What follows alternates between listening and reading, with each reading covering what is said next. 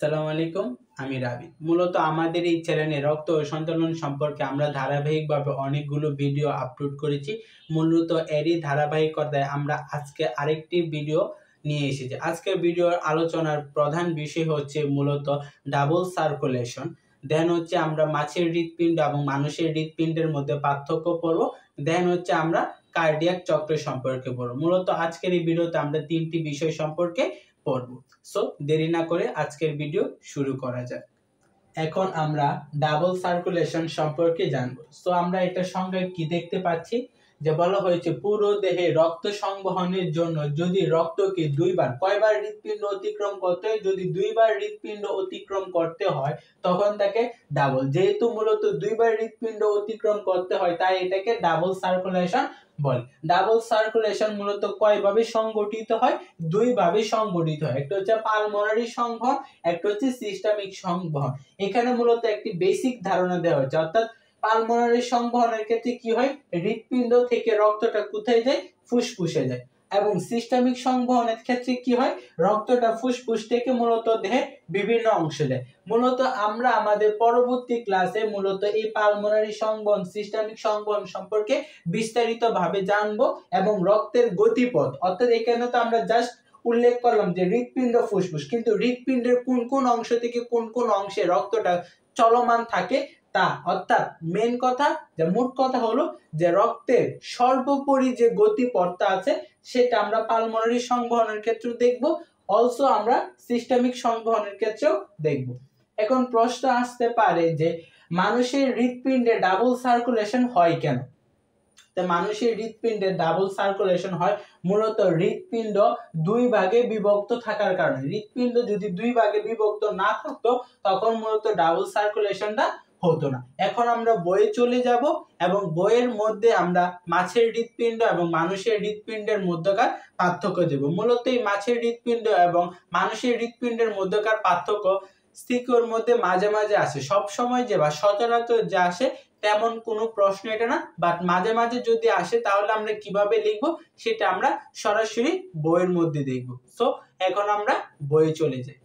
এখন আমরা বইয়ে চলে এসেছি এবং বইয়ের মধ্যে আমরা মূলত মাছের হৃৎপিণ্ড এবং মানুষের হৃৎপিণ্ডের মধ্যকার পার্থক্য দেখব।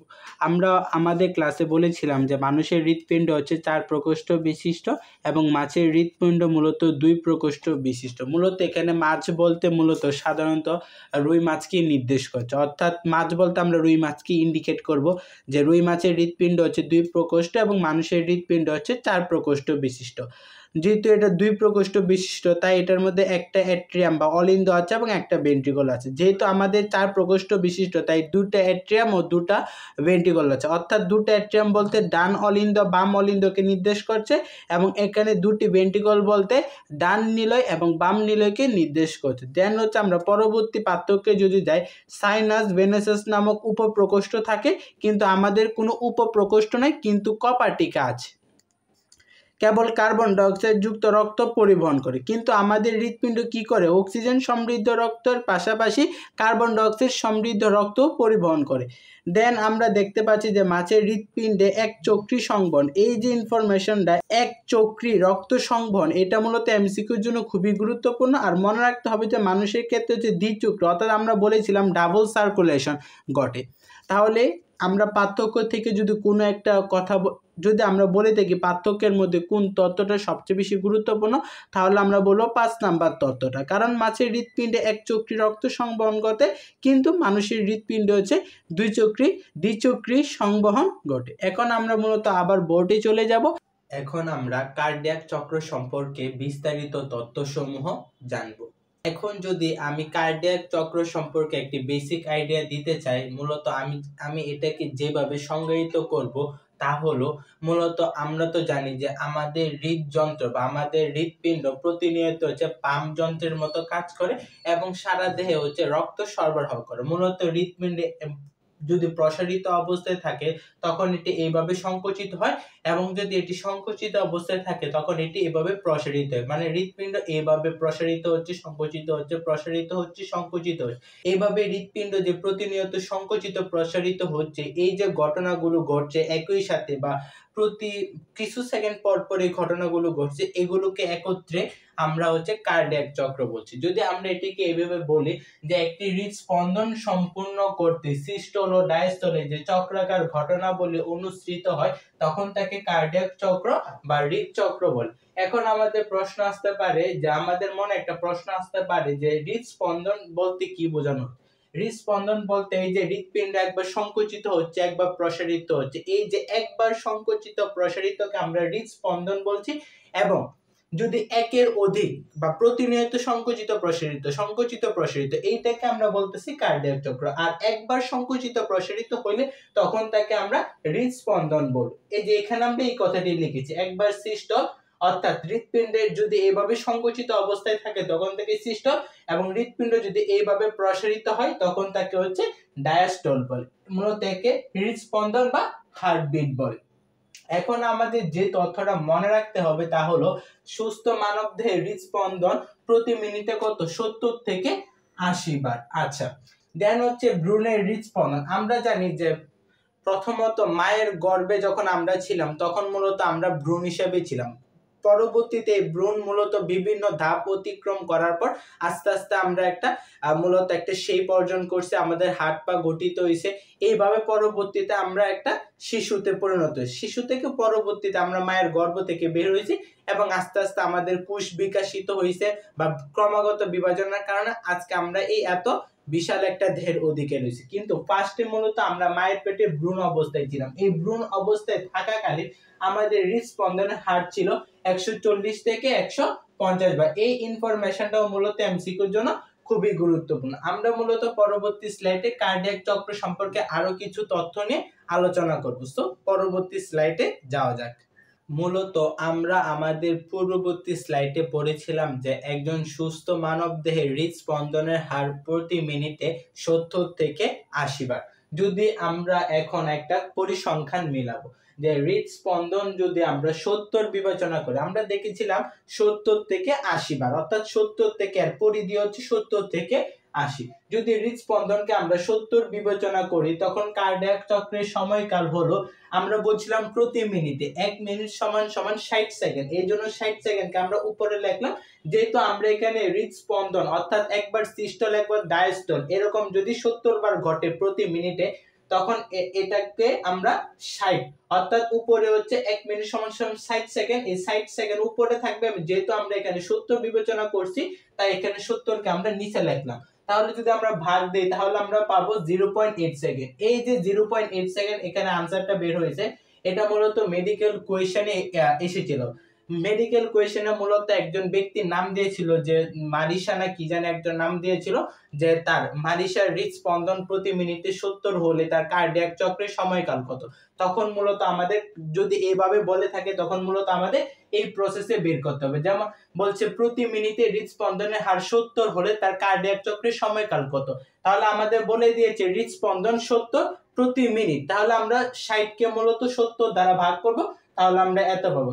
যদি এখন আমরা 70 বিবেচনা না করে 80 বিবেচনা করি তখন 60 কে যদি আমরা 80 দ্বারা ভাগ দিই তখন আমরা পাবো 0.75 সেকেন্ড। এই দুটো ইনফরমেশন অবশ্যই এমসিকিউর জন্য মনে রাখতে হবে। এবং এই তথ্যটা মূলত অলরেডি একটা মেডিকেল অ্যাডমিশনে এসেছিল। দেন আমরা মূলত দেখবো যে কার্ডিয়াক চক্র মূলত চারটা ধাপে সংগঠিত হয়। একটা হচ্ছে অলিন্দের সিস্টল, অলিন্দের ডায়াস্টল। এখানে অলিন্দ বলতে ডান অলিন্দ বাম অলিন্দ উভয়টাকে নির্দেশ করা হতো, অর্থাৎ ডান অলিন্দের সিস্টল বাম অলিন্দের সিস্টল।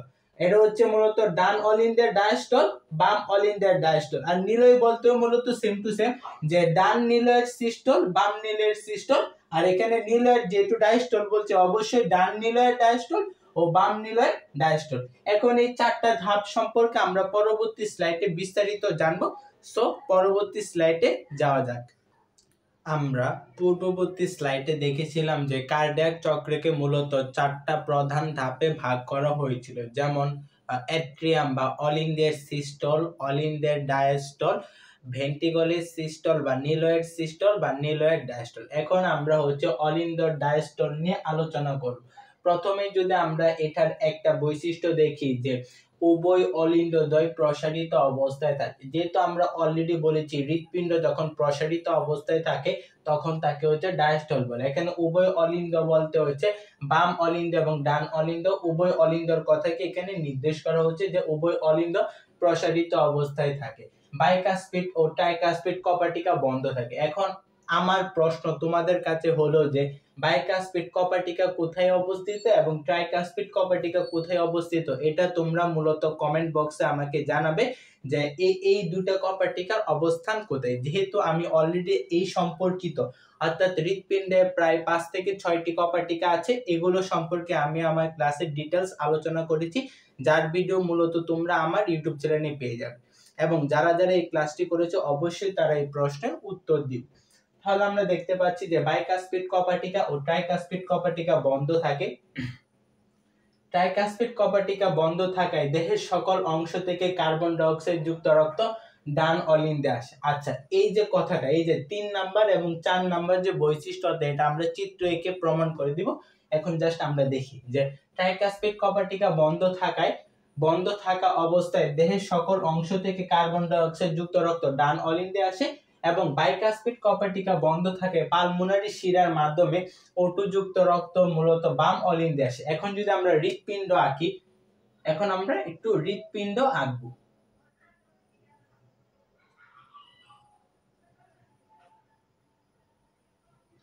ধরলাম এটা হচ্ছে ডান অলিন্দ, এটা ধরলাম বাম অলিন্দ, ডান নিলয়, এটা হচ্ছে বাম নিলয়। আচ্ছা, তাহলে আমরা 3 নাম্বার বৈশিষ্ট্যটা কি পড়লাম? ট্রাইকাস্পিড কপার্টিকা। ধরলাম ট্রাইকাস্পিড কপার্টিকা এই জায়গায় অবস্থান করতেছে। আচ্ছা, এখন আমরা একটা কথা বলি যে আমরা যদি বেলুন ফুলাই, বেলুনের মুখটা যদি আমরা এইভাবে লাগিয়ে রাখি, মানে বেলুনের মুখটা যদি এইভাবে আমরা সংকুচিত করে রাখি, যতই আমরা বাতাস দিব বাতাস কিন্তু বেলুনের ভিতরে প্রবেশ করবে না। যখন আমরা এটাকে এইভাবে মূলত একটু খোলা রাখবো, তখন যদি আমরা এটার ভিতর দিয়ে বাতাস ইনপুট দিই, তখন এই বেলুনটা মূলত বাতাস মূলত কনজিউম করবে, অর্থাৎ গ্রহণ করবে এবং বেলুনটা আস্তে আস্তে এভাবে ফুলতে থাকবে। এক সময় বেলুনটা ফুলে গেলে কি করে আমরা এটার মুখটা এভাবে আবার বন্ধ করে দিই। যেহেতু এটার মুখটা আমরা বন্ধ করে দিই যাতে এটার ভিতর থেকে বাতাস বের হতে না পারে। সেম টু সেম হৃৎপিণ্ড এই কাজটাই করে। যেহেতু আমরা বলছি ইনফেরিয়র ভেনা কাভা এবং সুপেরিয়র ভেনা কাভা, অর্থাৎ আমরা বলেছিলাম যে আমাদের দেহ মূলত বিপাক প্রক্রিয়ায় মূলত কার্বন ডাই অক্সাইড শক্তি এবং কি করে পানি উৎপন্ন করে। এখানে আমরা বলছিলাম কার্বন ডাই অক্সাইড হচ্ছে বিপাকীয় বর্জ্য। এই সারা দেহ থেকে রক্তের মাধ্যমে কার্বন ডাই অক্সাইড যুক্ত রক্ত এই inferior vena CAVA, inferior vena CAVA বলতে বোঝানো হচ্ছে যে নিম্ন মহাশিরা এবং সুপেরিয়র ভেনা কাভা বলতে বোঝানো হচ্ছে ঊর্ধ্ব মহাশিরার মাধ্যমে এই কার্বন ডাই অক্সাইড যুক্ত রক্ত কোথায় আসে? ডান অলিন্দে আসে। এখন ডান অলিন্দ যদি সংকুচিত অবস্থায় থাকে তখন কি সে কি রক্ত গ্রহণ করতে পারবে? পারবে না। যেহেতু ডান অলিন্দ প্রসারিত অবস্থায় থাকে তখন তার মধ্যে আমরা রক্ত ইনপুট দিতে পারি। যেহেতু রক্ত ইনপুট দিতে পারছি, তাই যাতে রক্ত বের হয়ে যেতে না পারে এই জন্য এই ট্রাইকাস্পিড কপার্টিকা বন্ধ অবস্থায় থাকে। এক সময় রক্ত যখন ফুলফিল হয়ে যায় তখন মূলত কি এই ট্রাইকাস্পিড কপার্টিকা খুলে যায়। যখন এই যে এই ঘটনাটা এই সাইডে সংঘটিত হচ্ছে, ঠিক অপর পাশে বাম অলিন্দে এই 4 নাম্বার বৈশিষ্ট্যটাও সংঘটিত, অর্থাৎ সারা দেহ থেকে যখন কার্বন ডাই অক্সাইড যুক্ত রক্ত এখানে এসে জমা হচ্ছে, ফুসফুস থেকে আবার কি হচ্ছে? অক্সিজেন যুক্ত রক্ত পালমোনারি শিরা। আমরা অলরেডি আমাদের ভিডিওতে পালমোনারি শিরা সম্পর্কে ডিটেইলস আলোচনা করেছি যে শিরা সাধারণত কার্বন ডাই অক্সাইড যুক্ত রক্ত পরিবহন করলেও পালমোনারি শিরা মূলত অক্সিজেন যুক্ত রক্ত পরিবহন করে। এটা হচ্ছে এর ব্যতিক্রম। এই ফুসফুস থেকে মূলত অক্সিজেন যুক্ত আবার রক্ত কোথায় আসে? বাম অলিন্দে আসে। যেহেতু বাম অলিন্দ অক্সিজেন যুক্ত রক্তটা যাতে ইনপুট নিতে পারে এই জন্য এই বাইকাস্পিড কপার্টিকা, এই যে বাইকাস্পিড কপার্টিকা এই জায়গায় অবস্থিত, এই বাইকাস্পিড কপার্টিকা বন্ধ অবস্থায় থাকে, এই ট্রাইকাস্পিড কপার্টিকাও বন্ধ অবস্থায় থাকে। কেন থাকে? যাতে ডান অলিন্দ কার্বন ডাই অক্সাইড যুক্ত রক্ত ইনপুট নিতে পারে এবং বাম অলিন্দ অক্সিজেন যুক্ত রক্ত ইনপুট নিতে পারে। অর্থাৎ যদি আমরা এই চিত্র সম্পর্কে একটা ভালো একটা ধারণা গেইন করতে পারি, আমরা এই বৈশিষ্ট্যগুলো আমরা ইজিলি লিখতে পারবো, মনে রাখার কোনো প্রয়োজন নেই। আই হোপ এগুলো আমরা খুব ভালোভাবে বুঝেছি। এখন আমরা অলিন্দের ডায়াস্টল পড়লাম, পরবর্তী স্লাইডে আমরা অলিন্দের সিস্টল সম্পর্কে পড়ব। এখন আমরা অলিন্দের সিস্টল সম্পর্কে পড়ব। প্রথমে আমরা দেখতে পাচ্ছি যে ট্রাইকাসপিড ও বাইকাসপিড কপাটিকা মূলত খুলে যায়, এগুলো সবগুলো ব্যাখ্যায় আমি দিব। দেন আমরা দেখতে পাচ্ছি যে ডান অলিন্দ থেকে রক্ত সংকোচনের মাধ্যমে, অর্থাৎ আমরা অলরেডি জানি যে সিস্টল বলতে কি বোঝায়, হৃৎপিণ্ডের সংকোচনকে হচ্ছে সিস্টল বোঝায়। তাহলে ডান অলিন্দ থেকে রক্ত সংকোচনের মাধ্যমে হচ্ছে ডান নিলয়ে প্রবেশ করে। দেন আমরা দেখতে পাচ্ছি যে বাম অলিন্দ থেকে রক্ত সংকোচনের মাধ্যমে বাম নিলয়ে প্রবেশ করে। আচ্ছা, এই ক্ষেত্রে যে ডান নিলয় থেকে যে রক্তটা মূলত সংকোচনের মাধ্যমে ডান নিলয়ে যাচ্ছে, এই রক্তটা হচ্ছে কার্বন ডাই অক্সাইড যুক্ত রক্ত, এবং এই বাম অলিন্দ থেকে রক্তটা, যে রক্তটা সংকোচনের মাধ্যমে বাম নিলয়ে যাচ্ছে, তা হচ্ছে অক্সিজেন যুক্ত রক্ত। এই রক্ত, এটা হচ্ছে এই রক্ত হচ্ছে কার্বন ডাই অক্সাইড যুক্ত, এই রক্ত হচ্ছে অক্সিজেন যুক্ত রক্ত।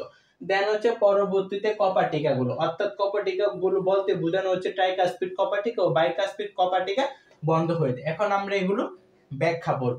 আমরা তো দেখেছি যে আমাদের বাসায় যখন মোটর ছাড়া হয়, পানি তোলার যে ট্যাঙ্কি, এটা ফুলফিল করার জন্য, তখন একটা নির্দিষ্ট সময় পর মোটরটা পরিপূর্ণ হয়ে যায়, এবং মোটর পরিপূর্ণ হওয়ার পর যে অতিরিক্ত পানিগুলো থাকে তা মূলত ট্যাঙ্কি থেকে একটা পাইপের সাহায্যে বাইরে পড়ে যায়। তখন আমরা বুঝতে পারি যে পানি মূলত ট্যাঙ্কিটা পরিপূর্ণ হয়ে গেছে। কিন্তু পানিটা ততক্ষণ পর্যন্ত বাইরে পড়তে থাকে যতক্ষণ এটা একটা সার্টেন লেভেলে না আসছে, অর্থাৎ যতক্ষণ পর্যন্ত অতিরিক্ত পানিটা সমাপ্তি না হচ্ছে ততক্ষণ পর্যন্ত ওই অতিরিক্ত পানিগুলো পাইপের সাহায্যে বাইরে পতিত হয়।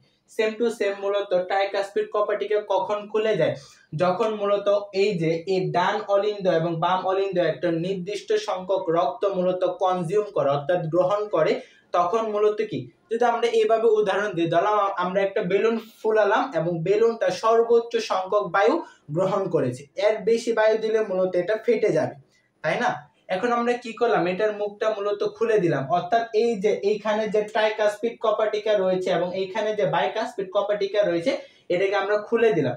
খুলে দেওয়ার কারণে কি হয়েছে, এইখান থেকে কার্বন ডাই অক্সাইড যুক্ত রক্তটা ডান নিলে আসছে, এবং এই বাম অলিন্দ থেকে রক্তটা বাম নিলে আসছে। এই যে 2 নাম্বার বৈশিষ্ট্য আমরা সম্পর্কে ব্যাখ্যা পেলাম, 3 নাম্বার বৈশিষ্ট্য সম্পর্কে আমরা ব্যাখ্যা পেলাম। 1 নাম্বার তো আমরা অলরেডি বলেই দিলাম যে ট্রাইকাসপিড কপাটিকা খুলে গিয়েছে, বাইকাসপিড কপাটিকাও খুলে গিয়েছে, যেহেতু তারা এই ডান অলিন্দ সর্বোচ্চ সংখ্যক কার্বন ডাই অক্সাইড যুক্ত রক্ত গ্রহণ করেছে এবং বাম অলিন্দ সর্বোচ্চ সংখ্যক অক্সিজেন যুক্ত রক্ত গ্রহণ করেছে। রক্ত গ্রহণ করার পর এই কপাটিকাগুলো খুলে গিয়েছে এবং এখান থেকে কার্বন ডাই অক্সাইড যুক্ত রক্ত মূলত ডান নিলয়ে প্রবেশ করেছে, এবং এই বাম অলিন্দ থেকে অক্সিজেন যুক্ত রক্ত বাম নিলয়ে প্রবেশ করেছে। এখন যেহেতু আমরা মূলত কপাটিকাগুলো খুলে দিয়েছি এবং রক্তগুলো এই জায়গায় আসছে এবং এই রক্তটা এই জায়গায় আসছে, তখন রক্ত যাতে আবার কি করতে না পারে, পিছনের দিকে না যাইতে পারে, এই জন্য আবার এই কপাটিকাগুলো বন্ধ হয়ে যায়। আমরা যখন মূলত হৃৎপিণ্ডের কপাটিকা সম্পর্কে পড়েছিলাম, তখন এটার কাজ কি দেখেছিলাম, রক্ত প্রবাহে সাহায্য করে এবং বিপরীত প্রবাহে বাধা প্রদান করে। এই কাজটা মূলত এখানে আমরা বলতে পারি যে রক্ত যেহেতু এখান দিয়ে এখানে চলে এসেছে, তাই সে যাতে পিছনের দিকে ব্যাক যেতে না পারে, এই জন্য কপাটিকাগুলো পূর্বের ন্যায় আবার বন্ধ হয়ে যায়। অলিন্দের ডায়াস্টল সম্পর্কেও আমরা পড়লাম, অলিন্দের সিস্টল সম্পর্কেও পড়লাম। পরবর্তী স্লাইডে মূলত আমরা ভেন্ট্রিকল বা নিলয়ের ডায়াস্টল সম্পর্কে পড়ব। সো পরবর্তী স্লাইডে যাওয়া যাক। মূলত এতক্ষণ আমরা অলিন্দের ডায়াস্টল এবং সংকোচন প্রক্রিয়াটি মূলত আমরা আলাদা ভাবে দেখেছিলাম, কিন্তু নিলয়ের সিস্টল এবং ডায়াস্টল প্রক্রিয়া মূলত আমরা একত্রে দেখব, যাতে আমরা বিষয়টিকে খুব সহজে বুঝতে পারি। যদি আমরা আলাদাভাবে দিতাম, হয়তোবা দেখা যেত যে আমার বোর্ডে স্পেস কম, যার জন্য আমরা দুইটা পাশাপাশি লিখতে পারতাম না, ফলে আমাদের বোঝার ক্ষেত্রে কিছুটা হলো ব্যাঘাত সৃষ্টি হবে বা ব্যাঘাত সৃষ্টি হতো, সেই জন্য আর কি আমি দুটা একত্রে লিখে দিয়েছি। যদি আমরা দেখি যে নিলয়ের সিস্টল এবং ডায়াস্টল প্রক্রিয়াটি একত্রে, ফার্স্ট অফ অল আমরা কি লিখেছি, যে ডান অলিন্দ থেকে, ফার্স্ট অফ অল আমরা লিখেছি ডান অলিন্দ থেকে কার্বন ডাই অক্সাইড যুক্ত, ডান অলিন্দ থেকে কার্বন ডাই অক্সাইড যুক্ত রক্ত হবে, এই থেকে কি হবে, রক্ত। ডান অলিন্দ থেকে কার্বন ডাই অক্সাইড যুক্ত রক্ত ডান নিলয় গ্রহণ করার পর তা সংকোচন করার মাধ্যমে পালমোনারি ধমনীর সহায়তায় ফুসফুসে পাঠায়। তাহলে এখন আমার প্রশ্ন তোমাদের কাছে যে পালমোনারি ধমনীর সহায়তা, এই পালমোনারি ধমনীর অবস্থান কোথায়? মূলত এই পালমোনারি ধমনীর অবস্থান হচ্ছে ডান নিলয়। ডান নিলয় থেকে কার্বন ডাই অক্সাইড যুক্ত রক্তটা পালমোনারি ধমনীর মাধ্যমে ফুসফুসে পাঠায়। আমরা তো আমাদের ভিডিওতে অলরেডি বলেছি যে ধমনী মূলত অক্সিজেন যুক্ত রক্ত পরিবহন করে, কিন্তু পালমোনারি ধমনী হচ্ছে এক ব্যতিক্রম, কারণ এটি কার্বন ডাই অক্সাইড যুক্ত রক্ত পরিবহন করে। এখন মূলত আমরা এই প্রক্রিয়াটা, এই যে 1 নাম্বার বৈশিষ্ট্যটা আমরা মূলত চিত্রের মাধ্যমে বুঝি। ফার্স্ট অফ অল ডান অলিন্দ যখন প্রসারিত অবস্থায় ছিল তখন সেটি মূলত সারা দেহ থেকে কার্বন ডাই অক্সাইড যুক্ত রক্তটা গ্রহণ করে এভাবে আস্তে আস্তে সে প্রসারিত হয়েছে। যখন এই ডান অলিন্দটা সর্বোচ্চ সংখ্যক বা তার বেস্ট, এরপরে সে আর গ্রহণ করতে পারবে না, সেই পরিমাণ রক্ত সে গ্রহণ করে ফেলেছে ডান অলিন্দ, তখন সেটি আস্তে আস্তে প্রসারিত হবে এবং ডান অলিন্দ থেকে এই যে কার্বন ডাই অক্সাইড যুক্ত রক্তটা ট্রাইকাসপিড কপার্টিকার সাহায্যে মূলত ডান নিলয়ে আসবে। আচ্ছা, ডান নিলয় গ্রহণ করলো, গ্রহণ করার পর পরবর্তীতে কি হয়েছে? তার সংকোচন। এখন ডান অলিন্দ থেকে ডান নিলয় যখন এই রক্তটা গ্রহণ করছে, একটা চুপসানো বেলুনকে যদি আমরা বাতাস দিই, বাতাস দেওয়ার পরবর্তীতে বেলুনটি আস্তে আস্তে এইভাবে প্রসারিত হবে বা ফুলে যাবে। ফুলে যাওয়ার পর যদি আমরা মুখটিকে খুলে দিই এবং বেলুনটি ফুলাকৃত অংশে যদি আমরা চাপ প্রয়োগ করি, তখন দেখা যাবে কি বাতাসটা অনেক দ্রুত গতিতে মূলত বের হয়ে যাবে, বেলুনের ভিতরের বাতাসটা। এই কথাটাই বলা হয়েছে, গ্রহণ করছি বা মূলত আমরা বাতাসটা মূলত বেলুনের ভিতরে ইনপুট দিছি, তারপরে জুড়ে তা সংকোচন করার জন্য আমরা একটা চাপ দিছি, যেখানে বাতাস আছে এখানে একটা চাপ দিছি। চাপ দেওয়ার মানে কি? সংকোচিত হয়েছে। এই জায়গাটা যখন বেলুন সংকুচিত হয়েছে তখন রক্তটা এই স্থান দিয়ে মূলত, অর্থাৎ বেলুনের মুখ দিয়ে হচ্ছে বাতাসটা বের হয়ে গেছে যেভাবে, ঠিক তেমনি ডান নিলয় যখন সংকুচিত হয়েছে তখন রক্তটা পালমোনারি শিরার মধ্য দিয়ে মূলত এই ডান নিলয় ত্যাগ করে মূলত ফুসফুসে চলে গেছে। আচ্ছা, তাহলে 1 নম্বর বৈশিষ্ট্যটা আমরা বুঝলাম। পরবর্তীতে আমরা কি জানি যে ফুসফুস থেকে নানা প্রক্রিয়া সাধনের পরে কার্বন ডাই অক্সাইড যুক্ত রক্তটা অক্সিজেন যুক্ত রক্তে পরিণত হয়েছে এবং পরবর্তীতে পালমোনারি শিরার সাহায্যে কোথায় আসছে? বাম অলিন্দে আসছে। এই যে, তারপর আমরা এখান থেকে স্টার্ট করব। বাম অলিন্দ থেকে অক্সিজেন যুক্ত রক্ত কোথায়? বাম নিলয় গ্রহণ করে। এই যে যখনই বাইকাসপিড কপার্টিকা খুলে যায় তখনই এই জায়গা থেকে, অর্থাৎ বাম অলিন্দ থেকে অক্সিজেন যুক্ত রক্তটা বাম নিলয়ে যেতে শুরু করে। বাম নিলয় তখন কি? প্রসারিত অবস্থায় থাকে। যদি সে সংকুচিত অবস্থায় থাকতো তখন রক্ত কি তার ভিতরে যেতে পারতো? অর্থাৎ আমরা একটা বেলুনকে মূলত এর মুখ আমরা মূলত এভাবে ধরে রাখলাম, কিন্তু আমি ঠিকই বাতাস দিতে লাগলাম। এখন আমি একটা বেলুনের মুখকে এভাবে মূলত ধরে রাখলাম, বাতাসও দিলাম, তাহলে কি বাতাস সেটার ভিতরে ঢুকবে? ঢুকবে না। যদি আমরা বেলুনের মুখটা এভাবে খোলা রাখি তখন যদি বাতাস দেই তখন মূলত ঢুকবে। ঠিক তেমনি যদি বাম নিলয় যদি প্রসারিত অবস্থায় থাকে তখন তার ভিতরে রক্ত ঢুকতে পারবে। রক্ত ঢোকার পর এটি মূলত একটা নির্দিষ্ট পরিমাণ রক্ত গ্রহণ করবে। গ্রহণ করার পর এটা কি করবে? আস্তে আস্তে সংকুচিত হতে সময় করবে। মানে আস্তে আস্তে সংকুচিত হতে যখন শুরু করবে তখন মূলত আমাদের দেহের মধ্যে রক্তটা যেতে শুরু করবে। অর্থাৎ আমরা বলেছিলাম মহাধমনী বা অ্যাওর্টার মাধ্যমে সারা দেহে রক্ত যাবে। এখন আমরা দেখি যে বাম নিলয়ে এই অক্সিজেন যুক্ত রক্তটা গ্রহণ করেছে যখন এটি প্রসারিত অবস্থায় থাকে। অলরেডি আমরা এটা বলেছি বেলুনের উদাহরণ দিয়ে। তারপর এটি যখন সংকুচিত হতে থাকবে, অর্থাৎ বাম অলিন্দতে একটা নির্দিষ্ট পরিমাণ রক্ত গ্রহণ করছে, গ্রহণ করার পর যখন এই বাম নিলয়টা আস্তে আস্তে সংকুচিত হতে থাকবে তখন মূলত আমাদের দেহে মূলত অক্সিজেন যুক্ত রক্তটা এই স্থান দিয়ে, অর্থাৎ অ্যাওর্টা বা মহাধমনীর মাধ্যমে সারা দেহে রক্তটা, এই যে অক্সিজেন যুক্ত রক্ত পৌঁছে যাবে। আচ্ছা, এখন আমাদের এখান থেকে মূলত যে জিনিসটা মনে রাখতে হবে তা হচ্ছে নিলয়ের সংকোচনে মূলত কি শব্দ সৃষ্টি হয়? লাভ শব্দ সৃষ্টি হয়।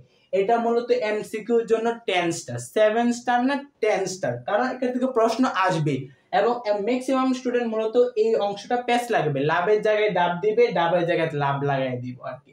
তাহলে আমরা কি বলছি যে নিলয়ের সংকোচনে হচ্ছে লাভ শব্দের সৃষ্টি হয় এবং নিলয়ের প্রসারণে হচ্ছে ডাব শব্দের সৃষ্টি হয়। আচ্ছা, তাহলে এখন প্রশ্ন আসতে পারে যে নিলয়ের সংকোচনে কতটুকু সময় লাগলো বা নিলয়ের ডায়াস্টলে কতক্ষণ সময় লাগলো? পাশাপাশি অলিন্দের ক্ষেত্রে আমরা দেখেছিলাম সিস্টল এবং ডায়াস্টল প্রক্রিয়াটি সংঘটিত হচ্ছে। তাহলে সেই ক্ষেত্রে সংকোচনে বা সিস্টলে কতক্ষণ সময় লাগলো বা প্রসারণ বা ডায়াস্টলে কতক্ষণ সময় লাগলো, সেই সময়গুলো মূলত এমসিকিউর জন্য খুবই গুরুত্বপূর্ণ, যা আমরা পরবর্তী স্লাইডে দেখব। সো আমরা এখন পরবর্তী স্লাইডে চলে যাই।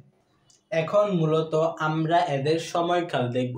আমরা যদি আমাদের ক্লাসের প্রথম দিকে যাই, তখন আমরা পড়েছিলাম একজন সুস্থ মানুষের হৃদস্পন্দনের হার প্রতি মিনিটে কত ছিল, 70 থেকে 80 বার। পরবর্তী স্লাইডে আমরা দেখেছিলাম যদি হৃদস্পন্দনের হারকে আমরা 70 বিবেচনা করি, তখন মূলত প্রতি মিনিট যেহেতু, তাহলে 1 মিনিটে 60 সেকেন্ড, অর্থাৎ 60কে যদি আমরা 70 দ্বারা ভাগ করি, তখন আমাদের মূলত কার্ডিয়াক চক্রের সময়কাল বের হয়েছিল 0.8 সেকেন্ড।